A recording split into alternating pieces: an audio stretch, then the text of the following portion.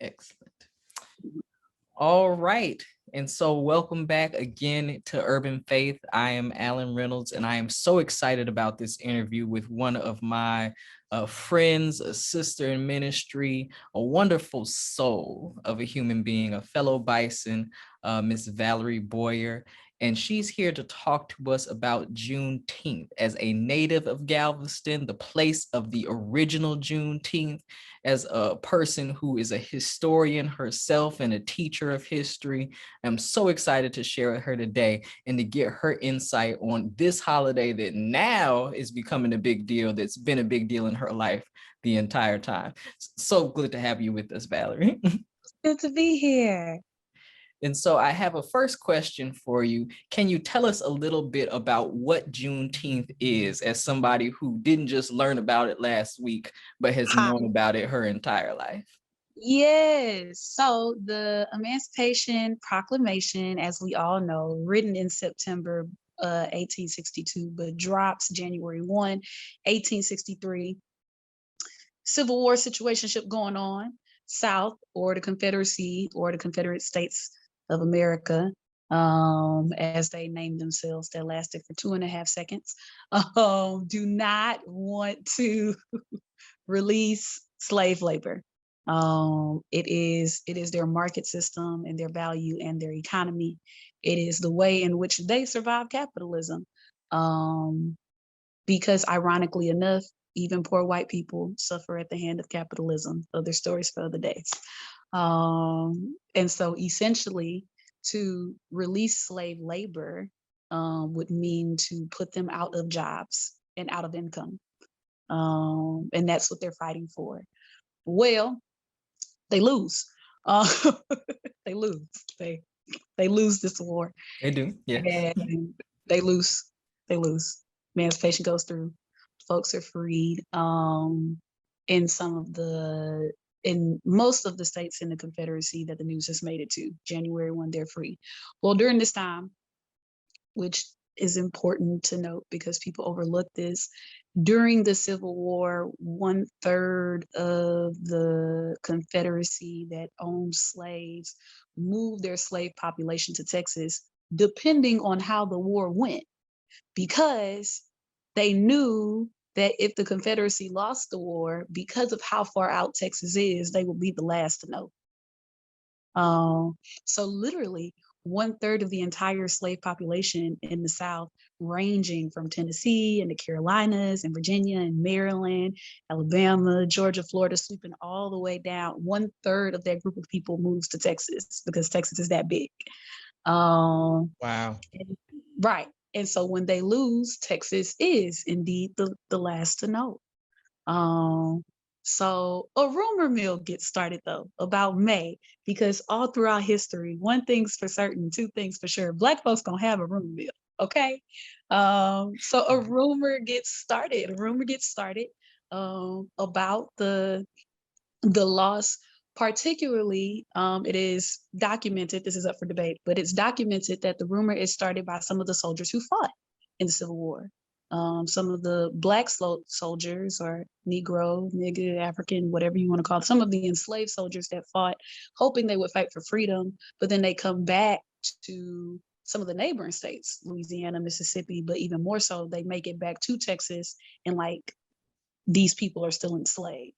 So they start this rumor using the kind of combined dialect of like the Creole mixed with still some of the West African kind of nuances in language in this version of English, of course, communicating through songs, things of that nature, that this thing is coming. So by May, it's pretty known, May 1865, it's pretty known that like the official papers are coming. It's the best way to say it. Documents, right.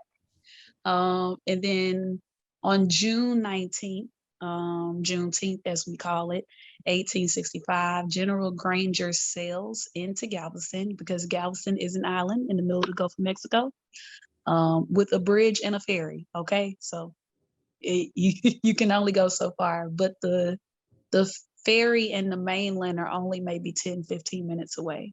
So he sails into Galveston.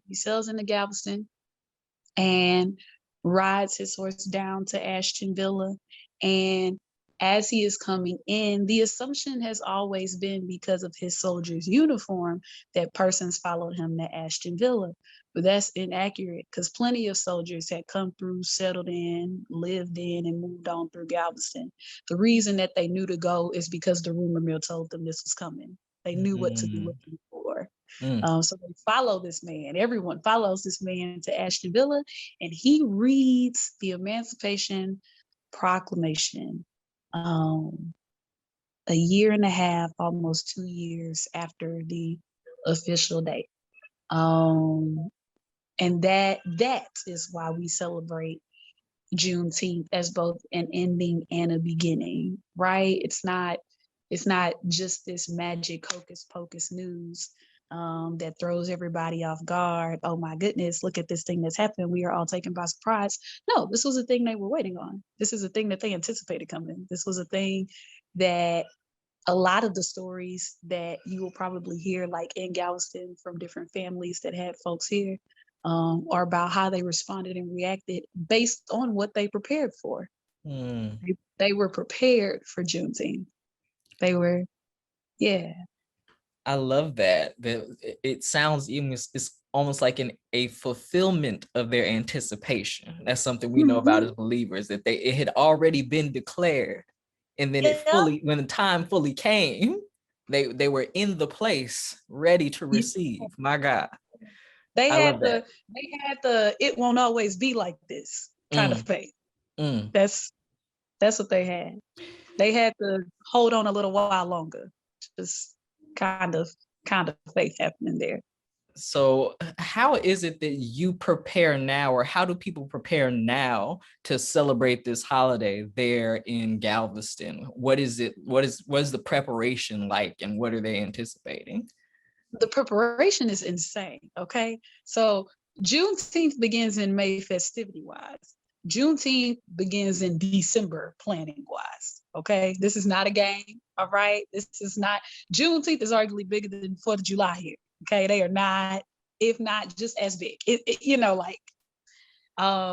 and essentially the question is, usually the theme for Juneteenth that year is undergirded by what part of the story they want to tell.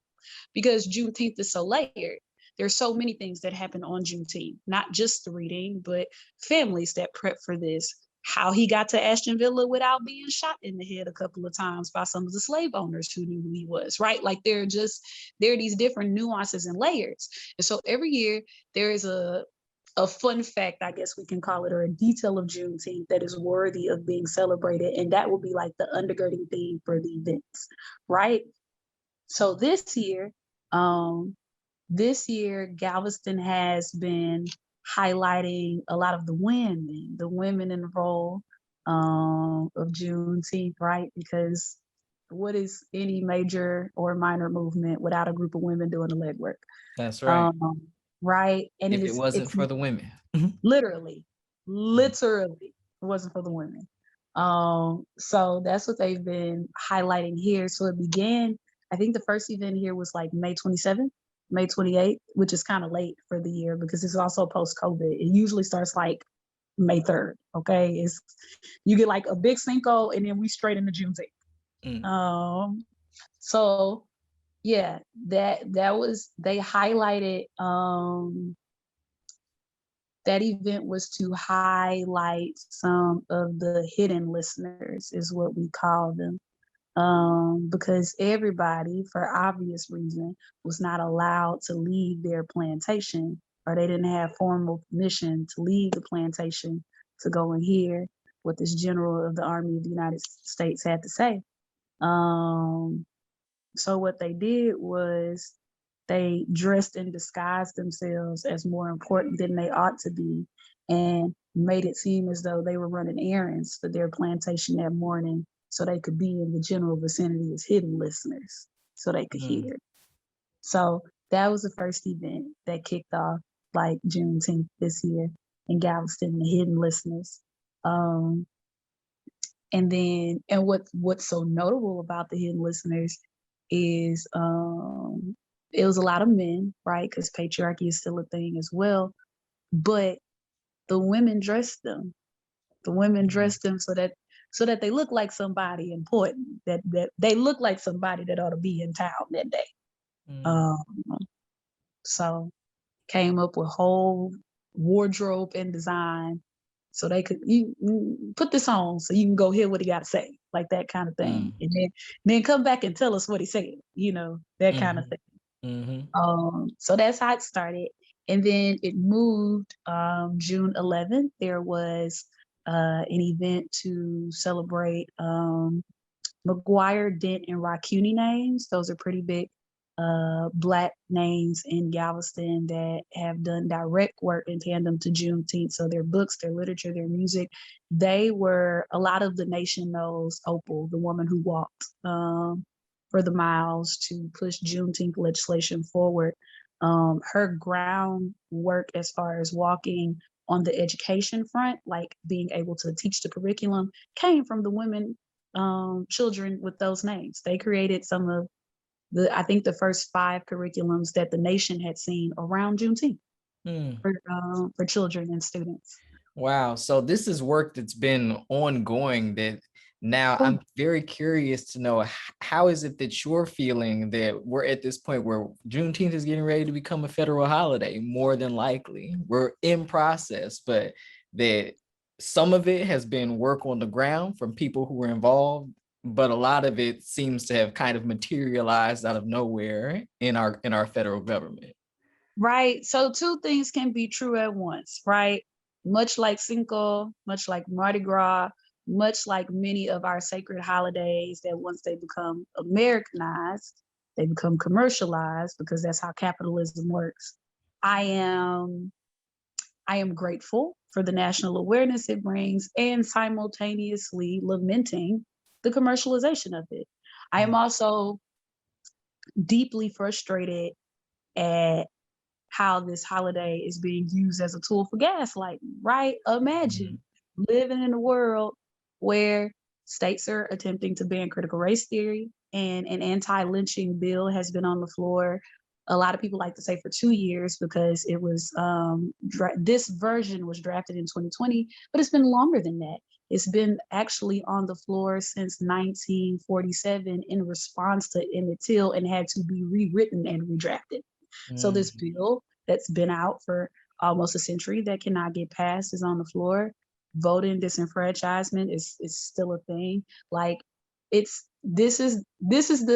feels like the equivalent of ordering the dress or the pants from Wish that you expect to look one way, like what you ordered, and then this is how they show up. Like, this is what you got. So I'm always excited, like when people are learning about themselves or learning about their history in Juneteenth, like it's a federal holiday about time. Like, people have been walking and working to make this a thing. I am not excited about the idea that folks are now going to start picking up shirts from Walmart and Target when you have local Black merchants that have been making Juneteenth stuff all year round.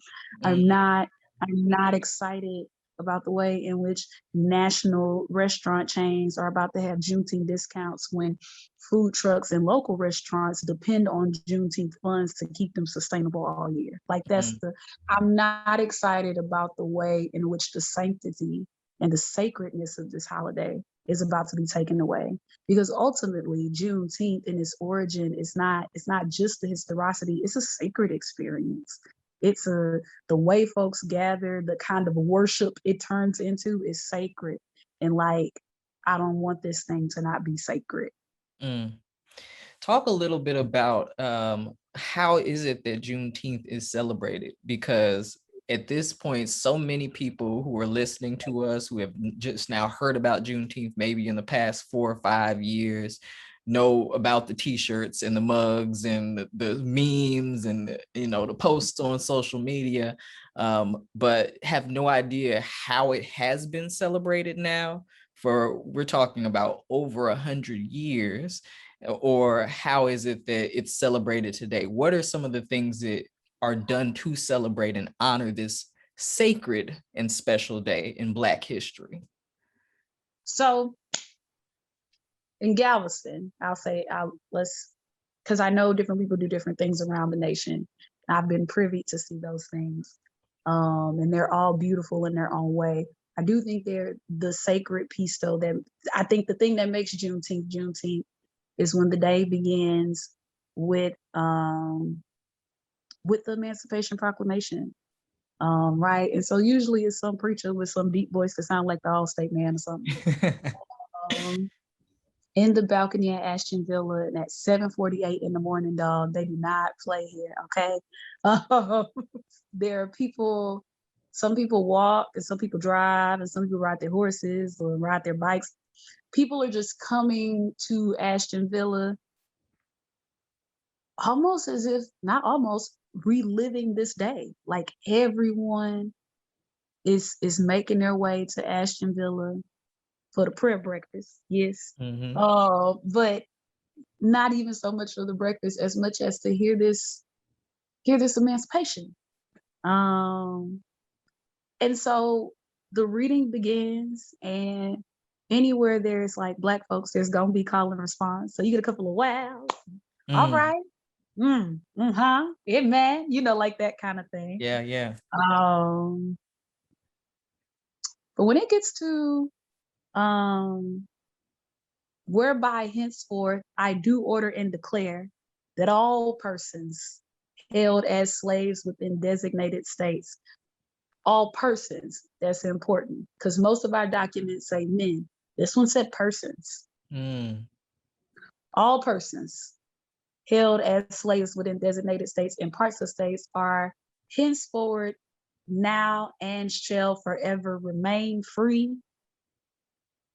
There is this weeping and this hollering and it's like praise break meets like release meets like baptism meets, it's the wildest. Everyone seems to have this just visceral external and internal response.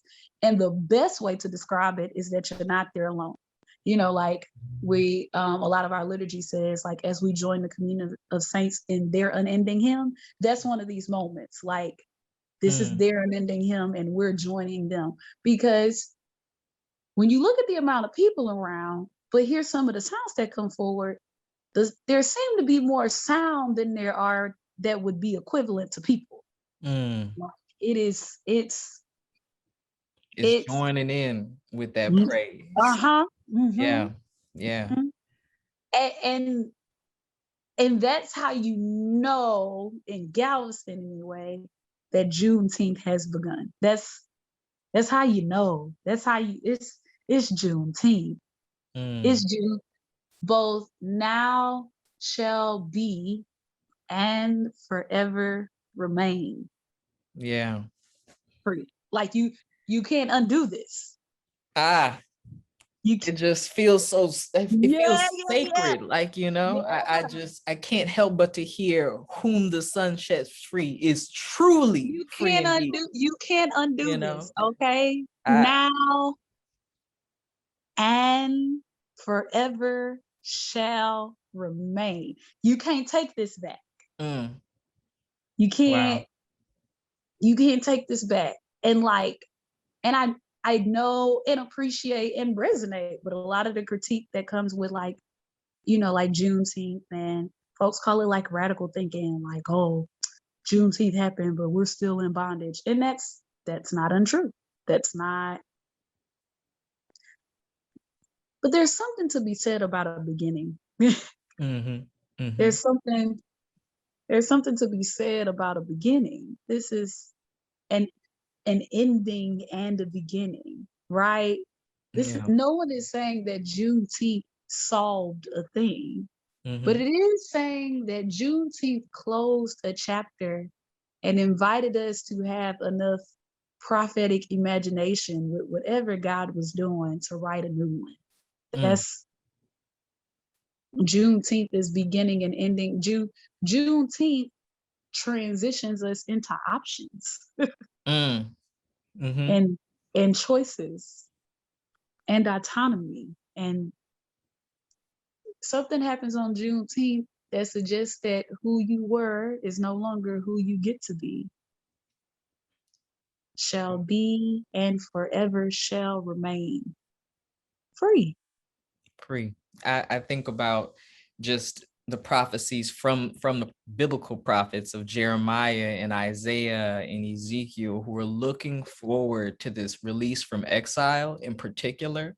You know, of course, we could go to the Exodus narrative, but I think about the exile here and how they had declared it. You know, they said that this was going to happen, and people look forward to it. And this would have been like the Cyrus decree, right? Like this is he said you can go back, and then it still took them another couple hundred years to do it, right? To fully reestablish. And so I see that resonance here. Yeah. And so even now in my own faith journey, right, as a daughter of Juneteenth, as an ambassador for Miss Juneteenth, because it's a whole thing in Texas, as a person of faith, I think I do all right with be free, but I'm still figuring out what it means to shall forever remain free. That's because that implies work, that there's work to remain free. Yeah.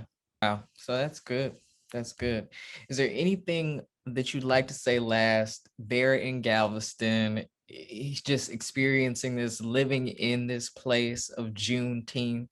Any last, thought that you'd like to share with our audience? You've heard it a million times before. I dare not pretend to be the first one to say a thing. I just believe if the thing is worth saying, it's worth saying again. None of us are free until all of us are free. And so you don't have to go out and change the world by yourself. But I do think we are responsible for making a difference in our pockets of the world, one person or group at a time. So you gotta do your work. You gotta make a difference in your pocket of the world. Because none of us are free until all of us are free. Absolutely. Well, thank you so much again for this time. I love to speak to you and to listen to you. I call you a griot because, they don't know. I mean, you're a historian, you're a poet, you're a storyteller. You hold so much of this in you. And as a minister and as a teacher, as, just a wonderful soul, a beautiful soul, as I said, I'm grateful for you to share from Galveston, the place where Juneteenth was born, about this important holiday that we're just now hearing about more, but has been going on a long time before us. Yeah. If you want some reading, there are many books, but first, go read the Emancipation Proclamation. Go read it.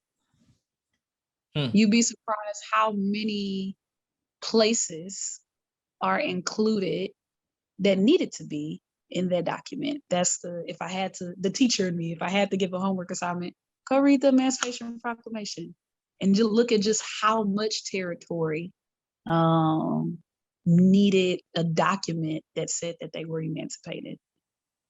Wow, that's good. And that will be linked at the bottom here. Thank you so much again for this time with Valerie Boyer.